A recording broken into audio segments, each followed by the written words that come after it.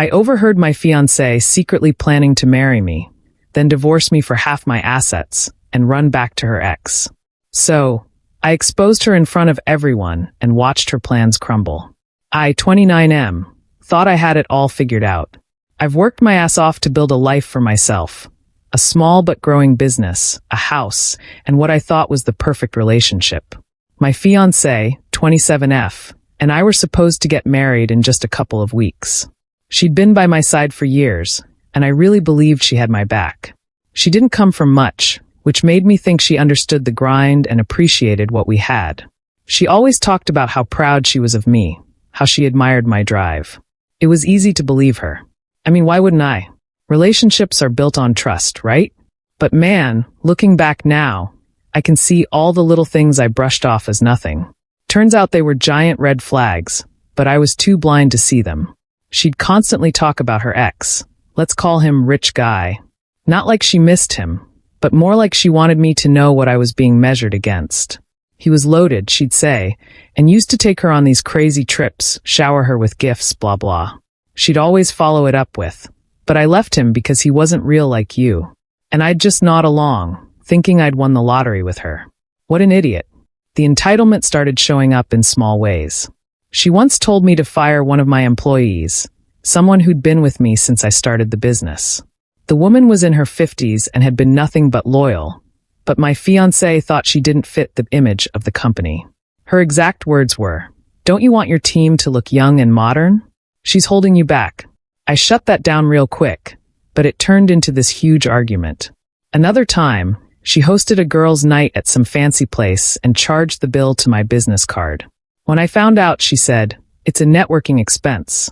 You should be thanking me." I was furious and canceled the card she had access to, but I still let her talk her way out of it. She even had a problem with my hobbies. I like hiking and woodworking, nothing crazy, just stuff I enjoy to unwind. But she'd always make fun of it. "Who has time for that when we could be doing something productive?" she'd say. She'd push me to go to fancy events or dinners with her instead, like that was more important. At the time, I thought all of this was just normal relationship stuff. People clash, right? You compromise, move on. But none of it felt like compromise now that I know what she was really thinking. 3 weeks before the wedding, I got home early from a meeting. I wasn't trying to sneak around or anything, but as I walked in, I heard her on the phone. She was in the bedroom, talking loud enough that I could hear her from the hall. I was about to call out when something stopped me. Her tone was weird, like she was laughing and bragging about something. Then I heard her say, "It's all falling into place. Once the wedding's done and we combine finances, I'll file for divorce. He won't know what hit him. And don't worry, babe, I'll be back with you soon." I froze. I couldn't believe what I was hearing. She was laughing, saying how clueless I was and how she'd get half of everything. She even called me boring and said I was just a stepping stone. I stood there for what felt like forever, listening to her talk about her big plans with her ex. Then she hung up, and I just left. I didn't even bother going inside. That night, I stayed at a buddy's place. I didn't tell him what was going on yet, because I needed to figure it out myself first. By the next morning, I had a plan. The first thing I did was call my lawyer. I explained what I'd overheard, and he immediately told me to lock down my assets. Thankfully, the house was in my name, and she wasn't legally tied to the business. But just to be safe, I updated all my accounts and made sure there was no way she could touch anything. I also bought a small voice recorder and placed it in the living room. If she was willing to talk so openly on the phone, I figured it wouldn't take long to get proof. And I was right. Over the next week, I caught her having multiple conversations with her friends about her plan. One time, she said, "It's not like he'll fight back. He's such a pushover. By the time he realizes what's happening, I'll already have what I want." Another time, she talked about her wedding demands, laughing about how she was squeezing me for upgrades because I owed her. The audacity was insane. She even said she was doing me a favor by sticking around as long as she had. I kept my cool the entire time. I acted normal, played the part of the clueless fiancé, and even agreed to some of her ridiculous wedding requests just to keep her off my trail. 2 weeks later, on the day of what was supposed to be our wedding, I asked her to meet me at the venue early. I told her we needed to go over some last-minute details before the guests arrived. She showed up in her dress, looking like she thought she'd already won. But instead of walking into a wedding setup, she walked into a room full of her parents, my family, and a few close friends. I was standing at the front with a stack of papers and a USB drive. "What's going on?" she asked, her smile fading fast.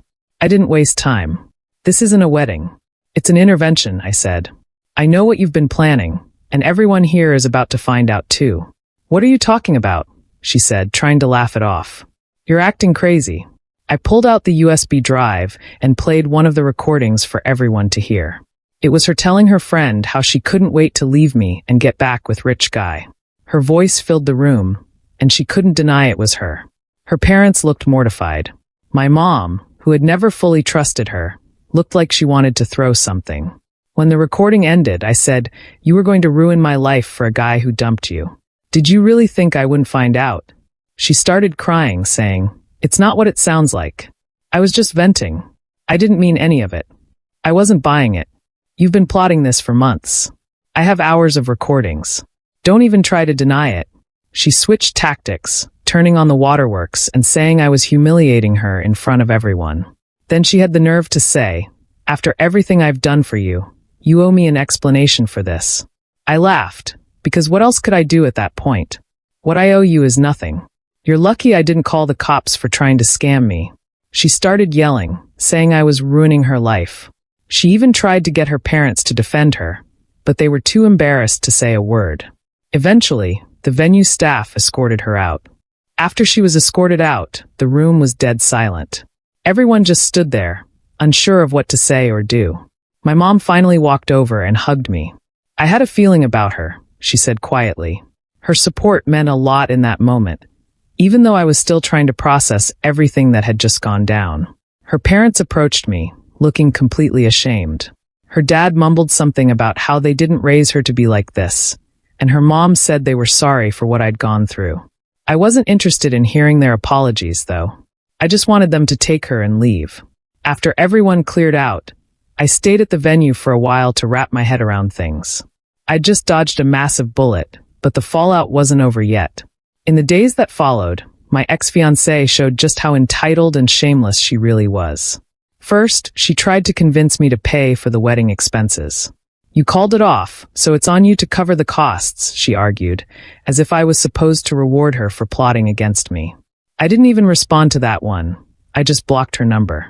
Then she started telling mutual friends that I'd overreacted and that she'd only been joking about the divorce plan. According to her, I was paranoid and insecure, and she had done nothing wrong. Luckily, I'd already shared the recordings with my closest friends, so her attempts to turn people against me didn't work. Most of them cut her off completely once they heard the truth. But she didn't stop there. One day, she showed up at my house, claiming she wanted to talk things through. I refused to let her in, but she stood on the porch yelling about how I owed her the house because she'd helped make it a home. I reminded her that the house was in my name, that she hadn't contributed a dime, and that she had no legal claim to anything. She eventually left, but not before screaming that I was selfish and heartless. The most absurd stunt she pulled was trying to take my dog. She'd never shown much interest in him before, but now she suddenly claimed they had a special bond and that it would be cruel to separate them. She even tried to guilt-trip me, saying, "Don't you want him to be with someone who loves him just as much as you do?" I shut that down immediately by showing her the adoption papers, which were in my name. I told her if she ever came near my property again, I'd call the police. That was the last time she tried anything in person. For a while, she kept up the drama on social media. She posted vague, attention-seeking messages like, "When people show you who they really are, believe them. And some people just can't handle a strong woman." I ignored it all. People who knew me knew the truth, and I wasn't about to waste my energy defending myself online. Eventually, she disappeared from my life completely. Her parents reached out once to apologize again, and let me know she'd moved back in with them. They seemed genuinely mortified by her behavior, but I wasn't interested in staying in touch. Now, a few months later, I'm in a much better place. The business is doing great, and I've started focusing on the things that actually make me happy. I've gone on a few solo hiking trips, finished some woodworking projects, and even adopted a second dog to keep my first one company. Looking back, I can't believe how blind I was to all the signs. The way she talked about her ex, the entitled demands, the little digs at my hobbies. It all adds up now. I ignored it because I didn't want to believe she was capable of something like this. But she was, and she probably always had been.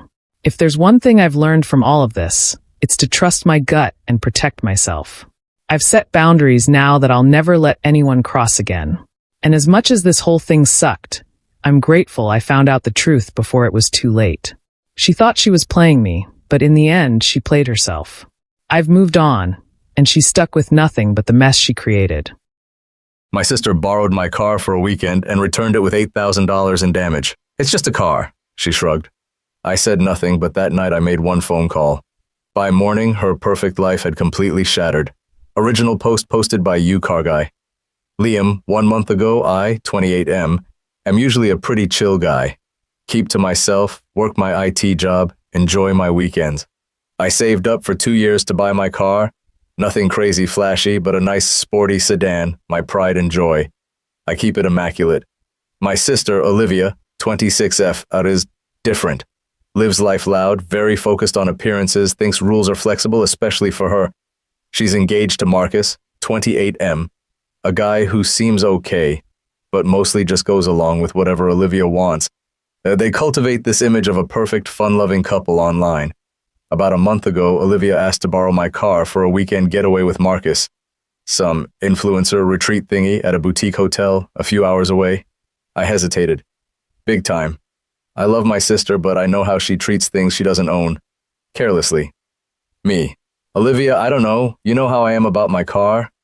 Olivia. Oh my God, Liam, don't be like that, please. Marcus's car's in the shop and mine's too basic for the vibe. It'll look so good in the pics. I'll be so careful, promise. Against my better judgment? I agreed. Laid down the law. She drives, no one else. Be careful, bring it back clean Sunday night. She rolled her eyes, but agreed. Sunday night rolls around, 11 p.m. She finally pulls up. I hear it before I see it. A weird scraping sound. My stomach drops. I go outside. The entire passenger side is effed. Long, deep scratches down both doors, a massive dent in the rear quarter panel. Cracked taillight, scraped alloy wheel. It looks like she sideswiped a concrete barrier or something. Me. Olivia, what the hell happened? Olivia gets out, yawning. Doesn't even glance at the damage. OMG, Liam, chill. It was dark. Maybe I hit a pothole getting out of the hotel garage, or someone hit me in the parking lot. IDK, it's not a big deal. Me. Not a big deal? Olivia, look at it. This is serious damage. She finally looks. Shrugs. Actually shrugs. Okay. So it's a scratch. Insurance will cover it. It's just a car, Liam. It's just a car. My blood went cold. All that saving, the care I take, dismissed. I didn't yell, didn't argue, just stared at the damage, then at her. The next day I took it to the best body shop in the area. The estimate came back, $8,147.32. $8,000. I sent her a picture of the estimate. Her reply, LOL, no way. They're ripping you off. Tell them to fix the scratch, not replace the whole side. Anyway, can't pay that. I called her. Me. Olivia, this is the cost. You caused the damage. Olivia. Well, I didn't cause it. Something happened, and I don't have $8K lying around. Just file the insurance claim. Me. My deductible is $1,000, and my premiums will skyrocket because you were driving. Olivia. Annoyed sigh. So, what am I supposed to do? Pull money out of thin air? It's just bad luck. You have savings, right? Just cover the deductible. God, why are you making this such a drama? Me. It's not just a car, Olivia. It's my property, and you wrecked it and expect me to foot the bill. Olivia. Whatever, Liam. You're being petty. Like, I gotta go. Click. She hung up on me. I stood there, estimate in hand, listening to the dial tone. Petty? Okay. That night, I sat on my couch thinking about her entitlement, thinking about Marcus, who was with her, and how he just let her brush it off, thinking about something else she'd casually mentioned when trying to convince me to lend her the car. Something about Marcus also borrowing a vehicle for the weekend because his was in the shop, not his other car. A company vehicle. He works in sales, has a company car for client visits during the week, but she'd laughed about how they had his and hers borrowed cars for their fancy trip. I picked up my phone. I made one call, not to my insurance, not to my parents, to the general number for Marcus's company's corporate headquarters. I asked for fleet management or HR. Didn't matter who picked up. I didn't give my name. I simply stated that I had observed one of their company vehicles, license plate XYZ. Yep, I'd clocked it parked down the street when they left, being driven erratically over the weekend, far from any likely business use. Mentioned it seemed to be parked overnight at a leisure destination, the hotel. Added a careful, I can't be sure, but the driver seemed potentially impaired late Saturday night when I saw them returning to the hotel parking lot. Stuck to observable facts and plausible concerns about company liability and misuse of assets, the person on the other end was very interested. Took down the details, plate number, dates, location, thanked me for my concern. I hung up. Stared at my phone, took a deep breath. We'll see how just a car feels when it's not mine. Her perfect little life, his secure job, maybe they're just things too. Things that can get damaged. Update 1. Okay. Wow. Didn't expect the OG post to get that much attention.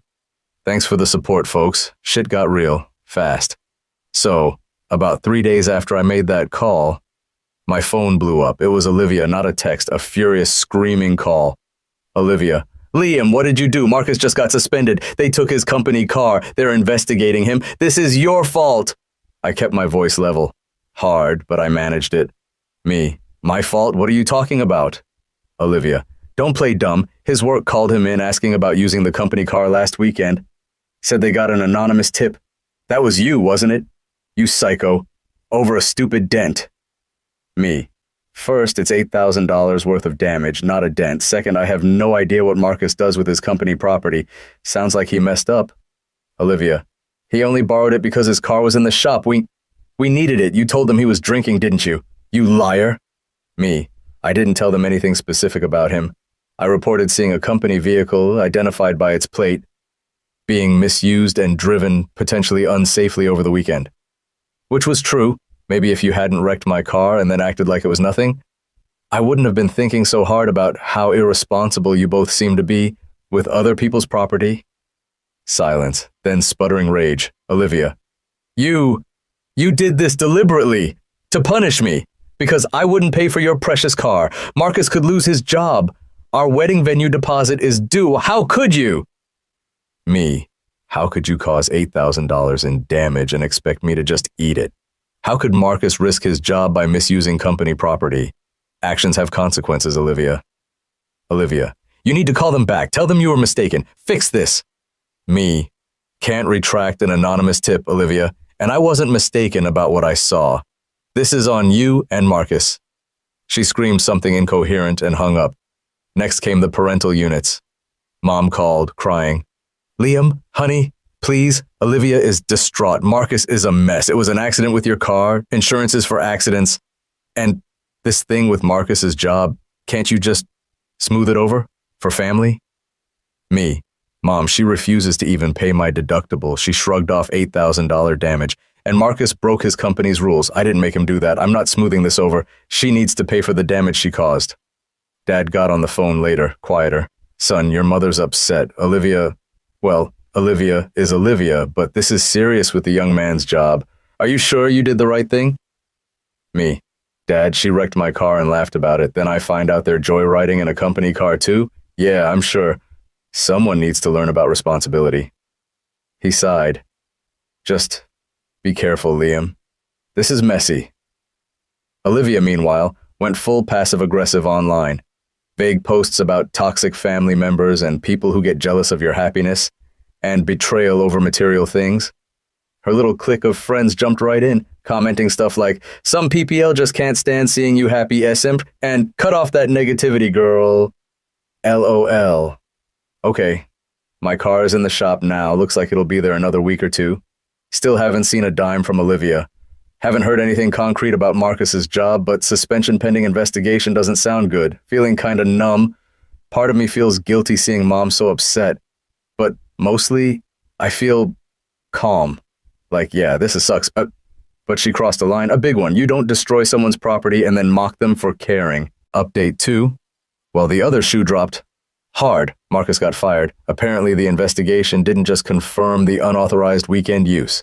Because the company was now looking closely, they found records showing he'd fudged mileage logs for months, expensed personal trips as business travel. The anonymous tip about the weekend getaway was just the thing that unraveled it all. He didn't just break the rules that weekend.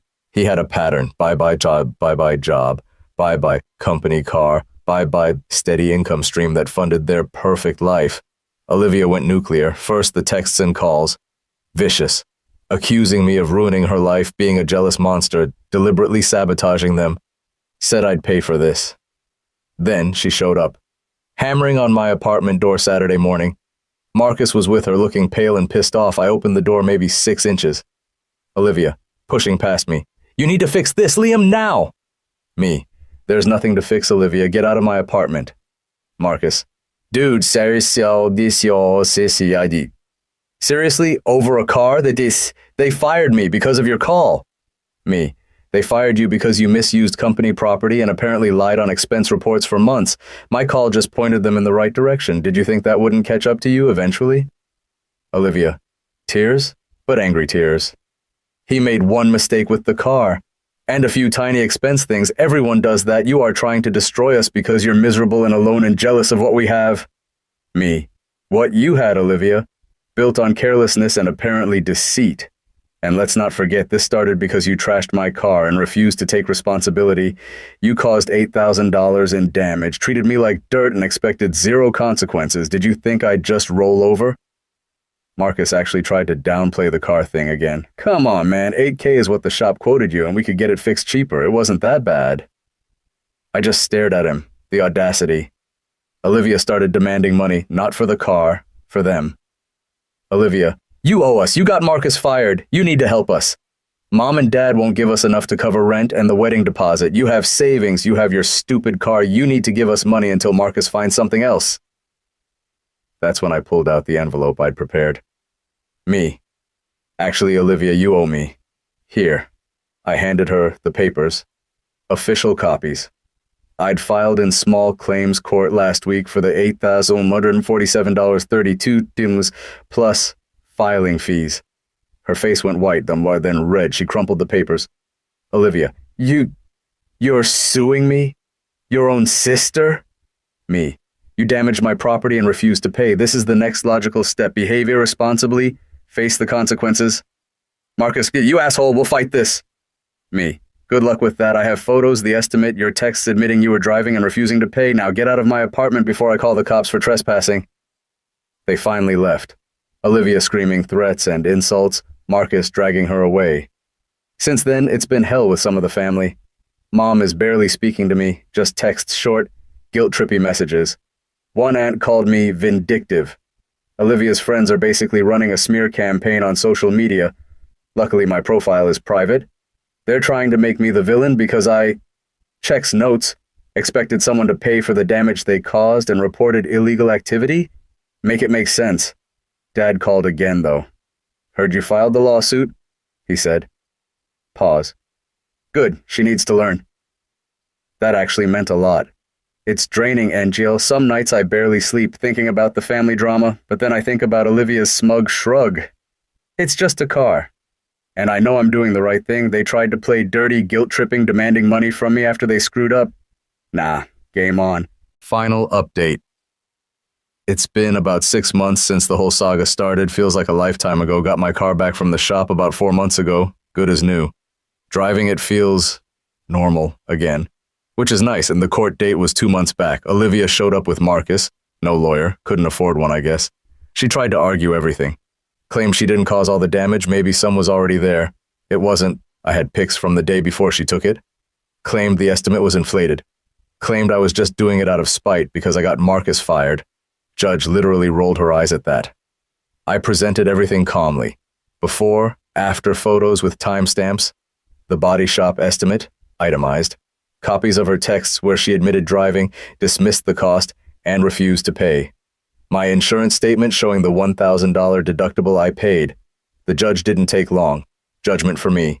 Full amount, $8,147.32. Plus, court costs. Boom. Olivia apparently had a meltdown outside the courtroom. Didn't see it myself, my dad told me later. He showed up for support, which was huge. So, where are they now? Not great. Marcus apparently struggled to find a new job in sales with a terminated for cause on his record, especially related to misusing company assets. Last I heard, he's doing gig work, driving for a rideshare company. Huge pay cut, and they lost the apartment they were renting, had to break their lease, more fees. The fancy wedding is off indefinitely. No deposit back. Olivia had to sell a bunch of her designer bags and clothes online. She apparently tried hitting up mom and dad constantly, but even they reached a limit, especially after dad started siding with me more openly about the accountability aspect. Olivia hasn't paid a cent of the judgment, obviously. My lawyer friend advised waiting the requisite period and then filing for wage garnishment.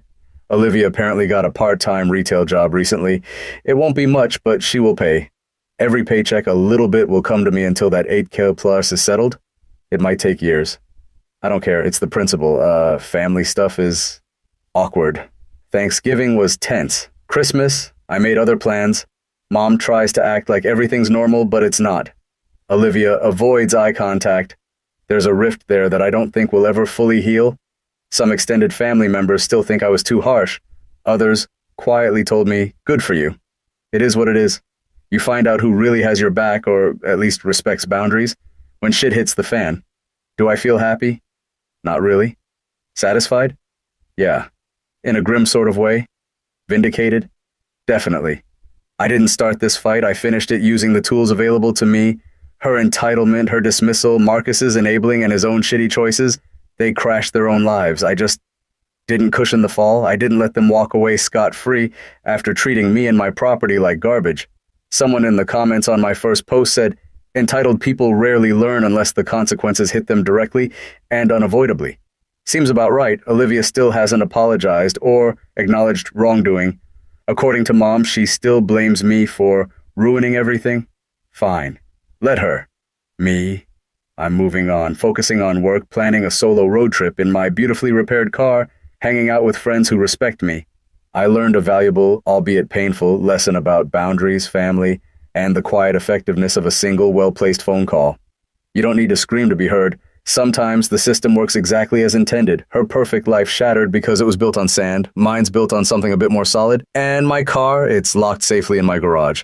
No one's borrowing it anytime soon. My sister faked being adopted for TikTok fame. So our parents gave her a reality check that left her humiliated. I, 24M, can't believe how messed up this entire situation got. My sister, who's 21, has always been kind of dramatic. Growing up, she'd do anything for attention, throw tantrums, make up gossip, you name it. But nothing compares to the stunt she just pulled. She started telling everyone on TikTok that she's adopted, all to get more likes and followers. To be clear, she's definitely not adopted. She looks exactly like our father, and there's never been a single hint that she isn't biologically related to us. But a few months ago, she got super into TikTok. At first, it was harmless dance trends and stuff. Then she realized personal drama sells way better. Suddenly, she was talking about how our parents treat her differently, how she feels unloved, that sort of thing. I thought it was just normal attention seeking. But then she posted a crying video saying she found out she was adopted, that she discovered secret papers in our parents' room, and that our parents have been lying to her for 21 years. My phone started blowing up with messages from friends and relatives. A friend sent me a link to her video, and there she was sobbing on camera, claiming she'd been betrayed her whole life. She showed what looked like random documents, saying they proved she was adopted. It all had thousands of views, and the comments were going wild. People were telling her to hire a lawyer, that she should expose our parents and get justice. The whole thing was complete nonsense. I confronted her in person. I went straight to her room at our parents' house and said, "What the heck are you doing? You know none of this is true." She had this smirk on her face and told me not to ruin it for her. She actually said something like, "People actually care about me now. They're on my side." It was so twisted. I reminded her how she was basically calling our parents liars and criminals to thousands of strangers. She shrugged and basically said she didn't care, as long as she got attention. Father and mother freaked out. They're not social media experts, but they could see her videos were blowing up. They told her to stop spreading lies, but she just snapped that she was an adult and could do what she wanted. She said our parents had no clue how traumatic it was for her to discover she was adopted. Mother started crying every morning over it. Father was furious, but also cautious. He didn't want to make any big moves that might escalate things or hand her more drama to exploit. The problem was, sister's following grew like crazy. People believed her sob stories. She was putting out these so-called updates, claiming she'd found more evidence. She'd cry on camera and say she couldn't believe our parents were hiding her birth parents' identities. Total fiction. Then she started adding all these details about how father supposedly locked her in her room when she was younger for snooping around. In reality, she'd been grounded for sneaking out to a party. But she twisted it into some storyline about being punished for discovering secret documents. A bunch of random strangers started sending father and mother hateful messages, calling them terrible people. Some of our relatives got dragged in too. My uncle called me, demanding I come clean if sister was telling the truth. I tried to explain she was lying, but he'd seen her TikTok with tears and dramatic music, and he was suspicious. Everyone was losing their minds. Father was tempted to send her a cease and desist letter right away. But our lawyer friend advised us to gather concrete proof and approach it carefully. So father started collecting a massive folder of evidence: sister's real birth certificate, hospital discharge papers, pictures of mother pregnant with her, father holding her right after birth, all of it. The plan was to confront her in front of the family, so there'd be no way to spin it. Meanwhile, sister wasn't slowing down. She posted a multi-part series about her journey to find her real parents. She claimed she was in contact with a nurse who remembered the day father paid her off. Seriously, she just made that up. Then people from TikTok began harassing father at his workplace, accusing him of bribing a hospital staffer. It was straight up insane. Mother was sobbing practically every night, terrified that sister would accuse them of worse things like physical abuse. Finally, father and mother arranged a big family meeting at my uncle's place. Everyone, grandparents, aunts, uncles, cousins came. The second sister walked in. Father told her to put her phone away and not record. She looked annoyed but complied. Mother had tears in her eyes. Father looked like he was about to explode any second. He started laying out the proof on a table: the official birth certificate, photos of mother pregnant, pictures of sister as a newborn with father in the hospital room, hospital invoices, footprints, you name it. Sister's face went pale for a moment, but she quickly started saying everything was forged. She claimed father and mother had gone through extreme lengths to fake it all. That's when father dropped the biggest bomb: a DNA test. He'd secretly gotten a sample of sister's hair from a brush she left at home and had a paternity test done. He showed it to everyone, proving a 99.9% match between him and sister. She froze. She tried to say the lab was paid off, but nobody was buying that. Grandmother asked her how she could keep lying in front of all these pictures, documents, and now a DNA test. Sister was cornered, but she still wouldn't admit the truth. She stormed out, phone in hand. Instead of apologizing, she doubled down online, claiming father had rigged the DNA test and that mother wore a fake belly all those years ago. People started poking holes in her story because she kept contradicting herself.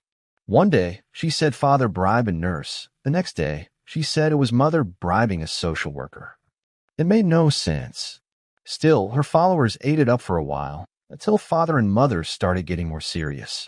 They contacted a lawyer who specialized in social media defamation. They drafted a cease and desist letter and gave her 72 hours to remove all her bogus content. She ignored it, posting more tearful rants about how father was threatening to ruin her. That's when father began the process for a defamation lawsuit. He was done playing around. To add to her troubles, father cut off any financial help they were giving her. She'd moved out earlier, and father had been helping with her rent and phone bill. He completely ended that, figuring if she wanted to act independent, she could pay her own way. She freaked out, left me a bunch of voicemails, yelling that father was trying to control her. I told her she basically declared war on our family for clout, so she shouldn't be surprised when the consequences hit. At one point, sister tried to post some horribly photoshopped original birth certificate with different parents listed. She messed up the formatting, and it looked so fake that even some of her devoted fans started turning on her. People were calling her out for being a fraud. Comments on her videos went from, "We support you," to "You're a liar and we want our donations back." Yeah, she had actually collected donations from people who wanted to help her find her birth parents. Things spiraled even more when father posted proof of her real documents online, like on a private family website with a password. He shared it with some bigger TikTok accounts who'd been covering the drama. They confirmed everything was legit. Before long, more and more people realized sister was full of it. Her follower counts started dropping, sponsors pulled out, and she got bombarded with angry messages from people who felt scammed. She still tried to spin new conspiracies, claiming father used dirty tactics to silence her. But the evidence was too overwhelming, and she was losing credibility fast. Then TikTok itself started removing some of her videos for violating their guidelines after father filed formal complaints. She got suspended temporarily, which really threw her off. Her whole social media empire was crumbling. Even then, she didn't come clean right away. She posted one video half apologizing, basically saying she might have exaggerated, but insisting she felt like she was the odd one out in the family. People roasted her in the comments, calling it a lame excuse. Father decided he was still going forward with the lawsuit unless she made a real, full admission. He'd had enough of her nonsense. That was the final straw for her. She asked me to meet at a coffee shop where she begged me to talk father out of suing. She said she never meant for it to go so far. She was just desperate for attention and wanted a big story to blow up her TikTok. She claimed she felt cornered and that the hate was driving her crazy. I told her none of that made up for what she did to our family. If she really wanted father to back off, she'd have to post a genuine apology and admit she lied. No blaming father, no conspiracy theories, just the truth. She looked horrified. She said, "But my followers will tear me apart." I was like, they already are because they're not stupid. They know you lied. She finally agreed. She posted a tearful video on a new account, saying she'd fabricated the adoption story and that father and mother never hid anything from her. She apologized to everyone she'd misled and admitted to forging those random documents. She also said she'd be quitting social media for a while to get her head on straight. The backlash was brutal. People called her a scammer, a manipulator, all sorts of stuff. She disabled the comments in less than an hour. Then she posted a written statement repeating what she said in the video. After that, she took down almost every video on her old account. She also reached out to father, pleading with him not to go through with the lawsuit. After a bunch of discussions with a lawyer, father agreed to pause the legal action on the condition that she never tried anything like this again. She's basically in social media exile now. She lost all the deals she had, her followers don't trust her, and even her close friend have distanced themselves. She tried to move back home for a bit, but father and mother told her she wasn't welcome unless she showed genuine remorse and agreed to therapy or something. She ended up crashing at a friend's place. I think she's too embarrassed to face the family she dragged through the mud. As for the rest of us, we're trying to move on. Father's calmer now that she's pulled down the videos and apologized. Mother is still hurt. She cries sometimes, wondering how her own daughter could do something so hurtful for clicks. Our relatives are split between sympathy and anger. Some believe sister might have serious issues that go beyond just craving attention. Others think she's just plain selfish and will do anything if she thinks it'll make her internet famous. It's a huge mess, and we don't know if our family will ever truly be the same. But at least father put his foot down. He gave her the biggest reality check she'll ever get, and it worked. She can't rewrite our family history for clout anymore. She's been called out publicly, lost her platform, and nearly got nailed with a defamation lawsuit that would have bankrupted her. People keep asking me if I feel bad for her. Honestly, a little bit. It must be rough to watch your life crash and burn because of your own lies. But she caused a lot of damage. Our mother's mental health took a major hit. Father almost lost his reputation at work, and we got harassed by her followers for weeks. She's the one who started it and kept doubling down, so I think she deserved the smackdown father gave her. Maybe this will teach her a real lesson about messing with people's lives for internet fame. Now, I'm just focusing on my own stuff. I don't want to be caught up in sister's drama again. Father and mother are trying to pick up the pieces and figure out how to handle their relationship with her going forward. She might come around one day and really apologize, or she might stay bitter and blame everyone but herself. I don't know. Either way, we're all done letting her use us as content. So that's my story.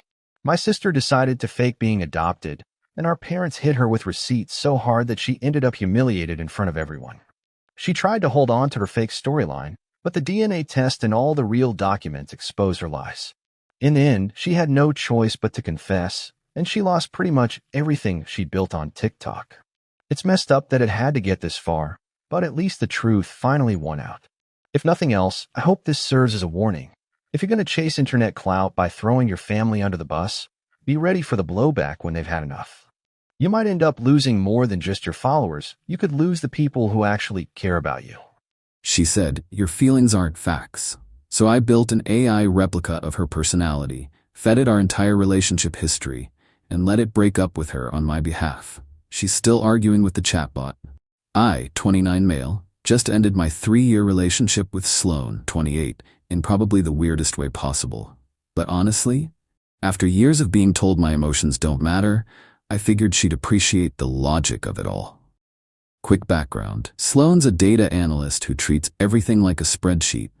Every argument we've ever had ends with her saying, "Your feelings aren't facts," or "That's just your perception, not reality." She literally keeps a shared Google Doc of our relationship metrics, where she tracks everything from how often we have sex to how many minutes I'm late to things. The breaking point came last month. My dad had a mild heart attack. I was obviously freaked out, spent the night at the hospital. When I texted Sloan that I needed some emotional support, she responded with a link to a study about heart attack survival rates and said, "Statistically, he'll be fine, no need to catastrophize." When I got home the next morning, exhausted and scared, she presented me with a PowerPoint about managing medical anxiety through data, complete with graphs. I sat there, watching her click through slides about optimizing hospital visit frequency and cost-benefit analysis of emotional investment, and something just broke. My dad could have died, and she made a pie chart about it. She concluded with, "See, when you look at the facts, there's no logical reason to be upset." That's when I knew I was done. But here's the thing, every time I've tried to break up with her before, she just debates me out of it. Brings up sunk cost fallacy, shows me relationship success statistics, literally pulled out a decision matrix once, and somehow I always ended up staying. The last time I tried, she created a 40-slide presentation called "Why We're Statistically Compatible," complete with scatter plots of our shared interests and a regression analysis of our future earning potential. I sat through 2 hours of this. By the end, I was so mentally exhausted, I just gave up. So I did something petty? Maybe brilliant. Definitely weird. I spent 2 weeks creating an AI chatbot trained on 3 years of our text messages, emails, and that psychotic relationship Google Doc. Fed it her speech patterns, her favorite debate tactics, her go-to phrases, even uploaded her Myers-Briggs results and that personality test she made me take last year.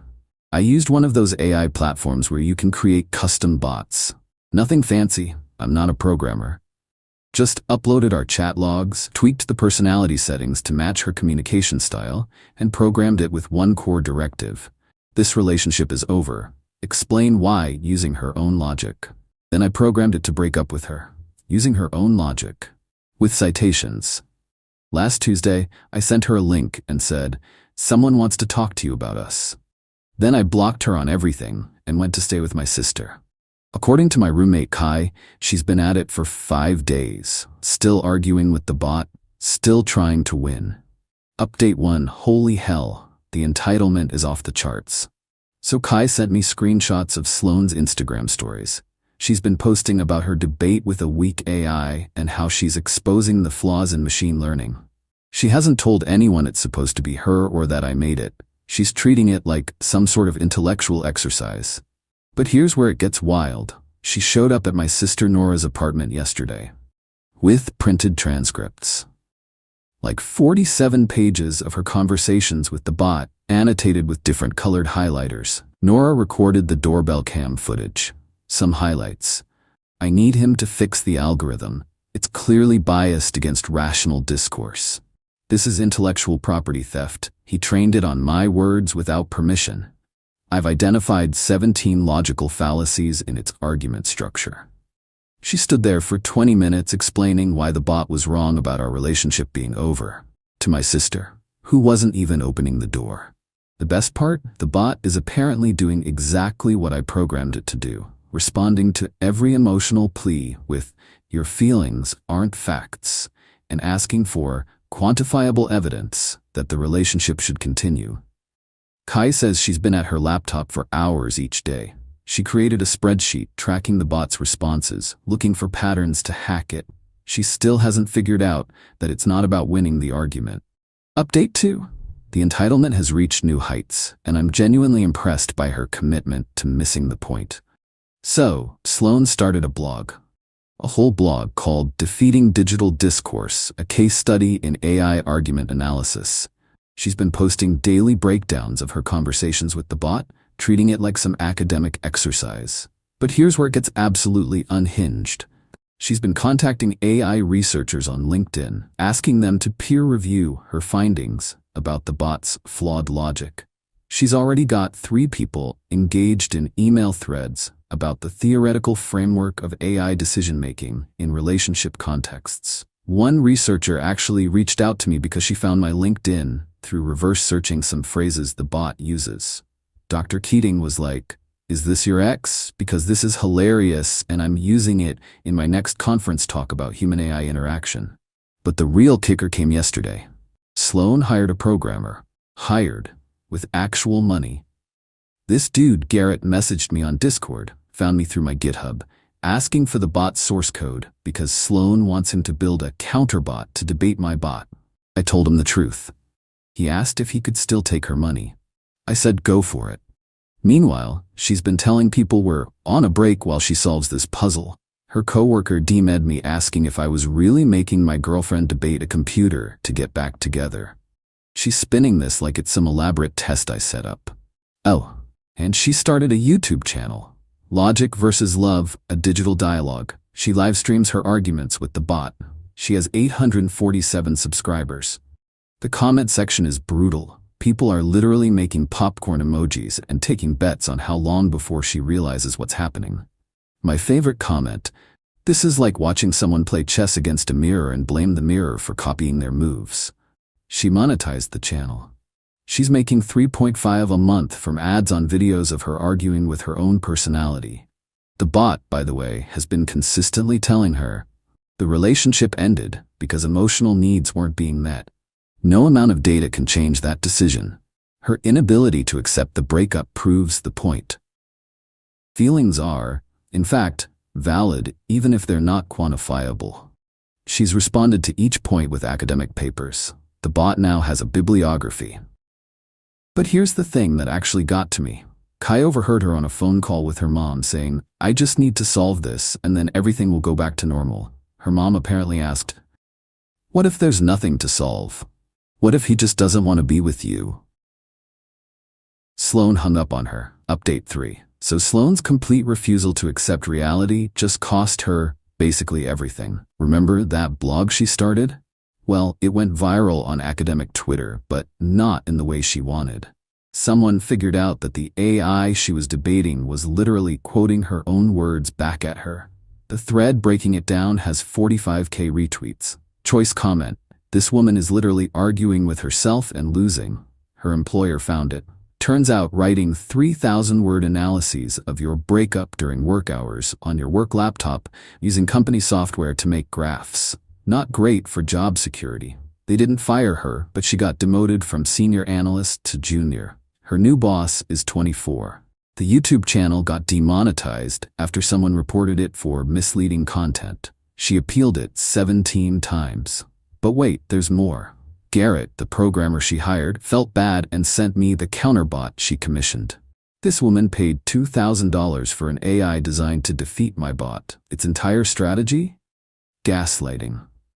She literally programmed it to tell the original bot its feelings weren't valid. So now there are 2 bots having an endless loop argument while she takes notes. Garrett says she messages him daily with optimization suggestions. She tried to patent the conversation method. I'm not kidding. She filed for a patent on autonomous digital discourse resolution systems. The patent office rejected it with a note that said, "You cannot patent an argument." The worst part? Her friends staged an intervention. Her roommate Yara reached out to me because they're genuinely concerned. Apparently Sloan hasn't been sleeping, barely eating, just debating these bots and writing her academic papers. During the intervention, they tried to explain that she's literally arguing with herself. Her response? She created a PowerPoint about how they were committing an appeal to emotion fallacy and couldn't see the bigger picture of her groundbreaking research. Her friend Bianca recorded part of it. Sloan actually said, "You're all too emotionally invested to see that I'm pioneering a new form of conflict resolution. When I crack this code, it'll revolutionize how we end relationships." Sloan, he already ended the relationship a month ago. That's just one interpretation of the data. She's now lost her promotion at work, about $3,500, programmer, blog hosting, research materials. 3 friendships, they couldn't deal anymore. Her roommate, Yara's moving out. 40 pounds, stress, not eating. Her therapist quit after Sloan tried to debate her diagnosis. Her gym membership forgot to go for 2 months arguing with bots. Her spot in a prestigious data science conference. They withdrew her invitation after the Twitter thing. Poor thing. She pitched this as a TED Talk. They sent back a form rejection, and she still hasn't accepted the breakup. Yesterday, she sent out a mass email to our entire friend group with the subject line, "Seeking beta testers for relationship reconciliation algorithm." I'm told it included a 47-page PDF and a link to a survey where people could rate the bot's argument effectiveness. Nobody responded except her cousin, who just wrote back, "Sloan, please go outside." Final update. I genuinely didn't expect this ending, but here we are. Sloan's parents called me. Her dad called me. Dr. Morrison is a philosophy professor, and apparently the apple didn't fall far from the tree, but even he was concerned. They'd driven 12 hours after Yara contacted them about their daughter's academic spiral. Her mom, though? Her mom is a psychiatric nurse. She took one look at the situation and immediately recognized what was happening.